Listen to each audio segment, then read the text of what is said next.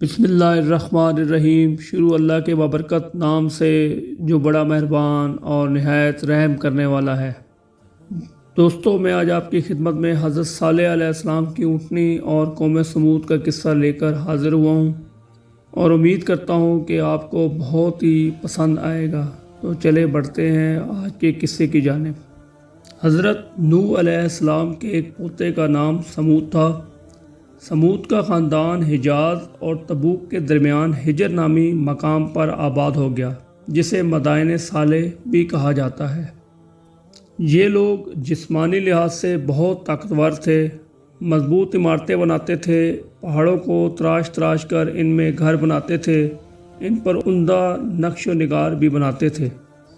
اللہ تعالیٰ نے جسمانی طاقت کے ساتھ ساتھ انہیں سرسبز زمین بھی دی تھی، اور یوں یہ قبیلہ اس قدر طاقتور ہو گیا کہ دوسرے لوگ ان سے ڈرنے لگے، قبائل ان سے خوف کھانے لگے۔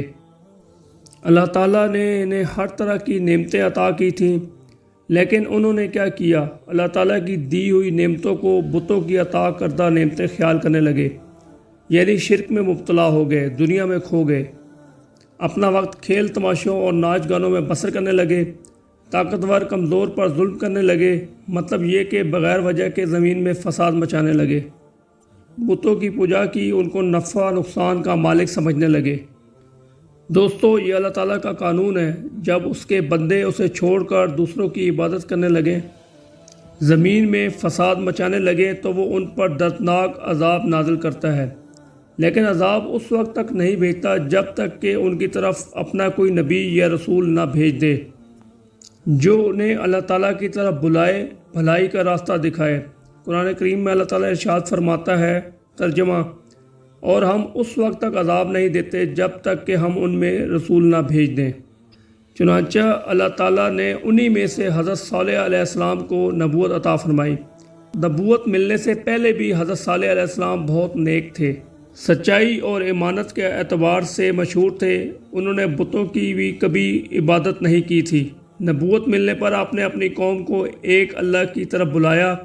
قرآن کریم میں ہے، حضرت صالح علیہ السلام نے کہا، اے میری قوم، اللہ ہی کی عبادت کرو، اس کے سوا تمہارا کوئی معبود نہیں۔ اسی نے تم کو زمین پہ پیدا کیا اور اس میں آباد کیا، اس سے مغفرت مانگو اور اس کے آگے توبہ کرو، بے شک میرا رب نزدیک بھی ہے اور دعا کا قبول کرنے والا بھی ہے۔ آپ کی قوم نے آپ کا یہ پیغام سنا، لیکن ان پر کوئی اثر نہ ہوا۔ وہ ایک ایسی قوم تھی جسے شرک نے اندھا کر رکھا تھا، شیطان نے انہیں گمراہ کر دیا تھا۔ آخر کار وہ بولے، اے صالح، اس سے پہلے ہم تم سے کئی طرح کی امیدیں رکھتے تھے، کیا تم ہم کو چیزوں کی عبادت سے منع کرتے ہو جن کی ہمارے بزرگ عبادت کرتے آئے، اور جس بات کی طرف تم ہمیں بلاتے ہو اس میں ہمیں سخت شک ہے۔ حضرت صالح علیہ السلام نے ان کی بات سن کر نرم انداز میں کہا، اے میری قوم، بھلا دیکھو تو، اگر میں اپنے رب کی طرف سے کھلی دلیل پر ہوا اور اس نے مجھے اپنے ہاتھ سے رحمت عطا کی ہو، پھر اگر میں اللہ کی نافرمانی کروں تو اس کے سامنے میری مدد کون کرے گا؟ حضرت صالح علیہ السلام نے انہیں ہر طرح سے سمجھایا، عقلی و نقلی دلائل کے ذریعے سے انہیں اللہ تعالیٰ کا تعارف کرایا۔ یہ تمام باتیں سن کر بھی ان کے دل ایمان سے دور رہے۔ انہوں نے حضرت صالح علیہ السلام سے کہا، تم پر کسی نے جادو کر دیا ہے۔ کہنے لگے، بھلا ایک آدمی جو ہم ہی میں سے ہے، ہم اس کی پیروی کریں؟ یوں تو ہم گمراہی اور دیوانگی میں پڑ گئے۔ کیا ہم سب میں سے اسی پر وہی نازل ہوئی ہے؟ بلکہ وہ جھوٹا اور مغرور شخص ہے۔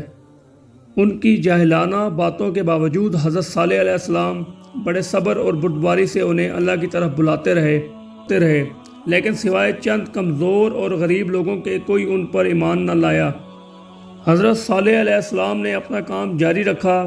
جب قوم نے دیکھا کہ یہ باز نہیں آ رہے تو انہوں نے آپ کو تبلیغ سے روک دینے کا ارادہ کر لیا۔ اس کے لیے انہوں نے ترکیب یہ سوچی کہ آپ کو جھوٹا ثابت کر دیا جائے۔ انہوں نے حضرت صالح علیہ السلام سے کہا، اگر تو سچا ہے تو کوئی نشانی لے آ۔ ان کا مطالبہ سن کر حضرت صالح علیہ السلام نے فرمایا، تم کس قسم کی نشانی چاہتے ہو؟ جواب میں انہوں نے کہا، ہم مشورہ کر کے تمہیں بتاتے ہیں۔ اب ان کافروں نے مشورہ کیا۔ انہوں نے طے کیا ان سے ایسا مطالبہ کیا جائے جس کو یہ پورا نہ کر سکیں۔ آخر وہ ان سے بولے، اے صالح علیہ السلام، کیا آپ کا رب ہر چیز پر قادر ہے؟ حضرت صالح علیہ السلام نے فرمایا، ہاں بے شک۔ ان کے ایک سردار نے کہا، اچھا تو پھر اپنے رب سے کہو اس سامنے والی چٹان سے اونٹنی برآمد ہو جائے تو ہم آپ پر ایمان لے آئیں گے۔ حضرت صالح علیہ السلام نے ان کا مطالبہ سن کر فرمایا، ٹھیک ہے، اگر ایسا ہو گیا تو کیا تم اللہ پر ایمان لے آؤ گے؟ جواب میں وہ بولے، ہاں بالکل، ہم وعدہ کرتے ہیں۔ یہ بات طے ہو جانے کے بعد حضرت صالح علیہ السلام نے پہلے وہاں نماز ادا کی، پھر اللہ سے دعا کی کہ ان کے مطالبے کو پورا کر دے۔ اللہ تعالیٰ نے اسی وقت چٹان کو حکم دیا، چٹان حرکت کرنے لگی اور پھٹ گئی۔ قوم سمود کے سردار اس کی طرف برابر دیکھ رہے تھے، اس کو پھٹتے دیکھ کر خوف زدہ ہو گئے، اور پھر جب انہوں نے چٹان میں سے اونٹنی کو نکلتے دیکھا تو ان کی حیرت کا کوئی ٹھکانہ نہ رہا۔ اونٹنی آہستہ آہستہ باہر نکل آئی، وہ بالکل ویسی تھی جس قسم کی اونٹنی کا انہوں نے مطالبہ کیا تھا۔ اللہ تعالیٰ کی اس عظیم الشان قدرت کو دیکھتے ہی ان میں سے کچھ سجدے میں گر گئے، اللہ تعالیٰ پر ایمان لے آئے، لیکن اکثر گمراہی پر اڑے رہے۔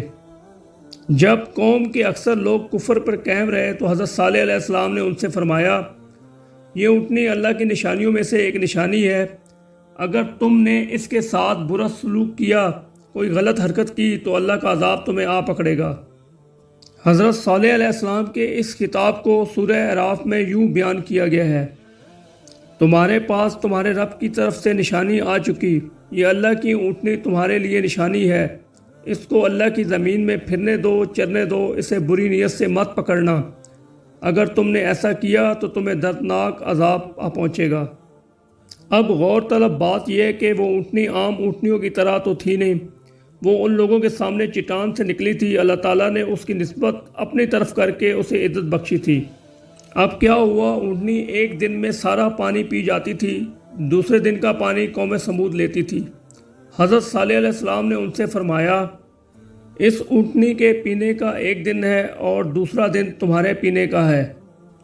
چنانچہ اونٹنی اپنی باری پر پانی پیتی اور سارا پانی پی جاتی، اور دوسرے دن وہ کنویں کے قریب بھی نہ جاتی۔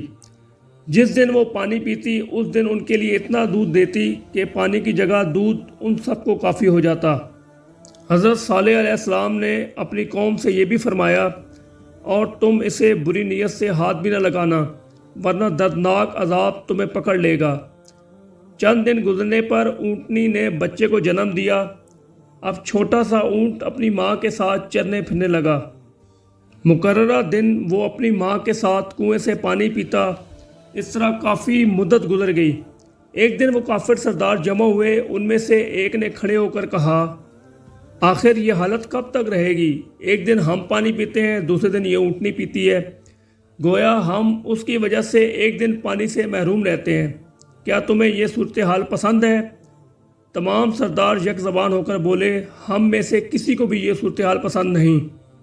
ان میں سے ایک سردار کا نام کدار بن سالف تھا، اس نے تجویز پیش کی، ہم اونٹنی کو کھیتی اور پانی سے دور کر دیتے ہیں، یہ کیسے ہوگا بھلا؟ سب بول اٹھے۔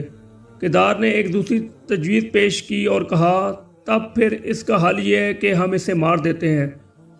یہ سردار بڑا ظالم، دلیر اور بدبخت انسان تھا۔ قوم سمود کے ہاں اس کا بڑا مقام و مرتبہ تھا، اس کی بات مانی اور تسلیم کی جاتی تھی۔ کدار کی تجویز سن کر چند سردار ڈرے، انہوں نے کہا، کہیں صالح کی بات سچ ثابت نہ ہو جائے اور ہم پر عذاب نہ آ جائے۔ کدار نے انکار میں سر ہلایا اور کہا، صالح نعوذ باللہ جھوٹا ہے، اسے ڈر ہے کہ اس کے پیروکار کہیں باپ دادا کے دین کی طرف نہ پلٹ جائیں۔ دوسری بات یہ کہ اگر عذاب آیا تو ہمارے ساتھ صالح اور اس کے پیروکاروں پر بھی تو آئے گا۔ آخر کار انہوں نے اونٹنی کو قتل کرنے کا پروگرام طے کر لیا۔ حضرت عمار بن یاسر رضی اللہ تعالیٰ عنہ سے روایت ہے کہ رسول اللہ صلی اللہ علیہ وآلہ وسلم نے حضرت علی علیہ السلام سے فرمایا، کیا میں تجھے نہ بتاؤں کہ سب سے زیادہ بدبخت کون ہے؟ انہوں نے عرض کیا، جی ہاں بتائیے۔ نبی کریم صلی اللہ علیہ وسلم نے فرمایا، دو شخص ہیں، ایک تو سمود کا وہ سرخ فام آدمی جس نے اونٹنی کو قتل کیا تھا، اور ایک وہ جو تجھے اے علی اس جگہ سر پر ضرب لگائے گا جس سے یہ داڑھی تر ہو جائے گی۔ قوم سمود نے طے کیا کہ اونٹنی کی ٹانگیں کاٹ دی جائیں تاکہ وہ کنویں تک نہ پہنچ سکے اور ان کا پانی صرف انہی کے کام آئے اور انہیں پانی کی باری کا انتظار نہ کرنا پڑے۔ اس برے کام کے لیے 9 سنگ دل لوگ آگے آئے۔ اللہ تعالیٰ نے ان کا ذکر ان الفاظ میں فرمایا ہے، اور شہر میں 9 شخص تھے جو زمین میں فساد کیا کرتے تھے اور اصلاح سے کام نہیں لیتے تھے۔ خیر، ہر ایک کے ہاتھ میں تلوار، تیر اور نیزے تھے۔ وہ اونٹنی کو تلاش کرنے لگے، آخر انہوں نے اسے آتے دیکھ لیا۔ وہ کنویں کی طرف سے واپس آ رہی تھی۔ کدار نے آگے بڑھ کر حملہ کرنے میں پہل کی۔ اس نے ایک تیر اونٹنی کی طرف پھینکا، وہ اس کے پاؤں پر لگا، تیر کھا کر اونٹنی زمین پر گر گئی۔ وہ زور سے بلبلائی، اس کا بچہ ماں کی بلبلاہٹ سن کر ڈر گیا۔ اب باقی لوگوں نے بھی تیر چلائے اور نیزے مارے۔ اس کے جسم سے خون نکلنے لگا، وہ تڑپی اور مر گئی۔ اس کا بچہ پہاڑ پر چڑھ گیا، وہ 3 بار بلند آواز میں بلبلایا۔ حضرت صالح علیہ السلام کو جب یہ واقعہ معلوم ہوا تو وہ بہت غمگین ہوئے۔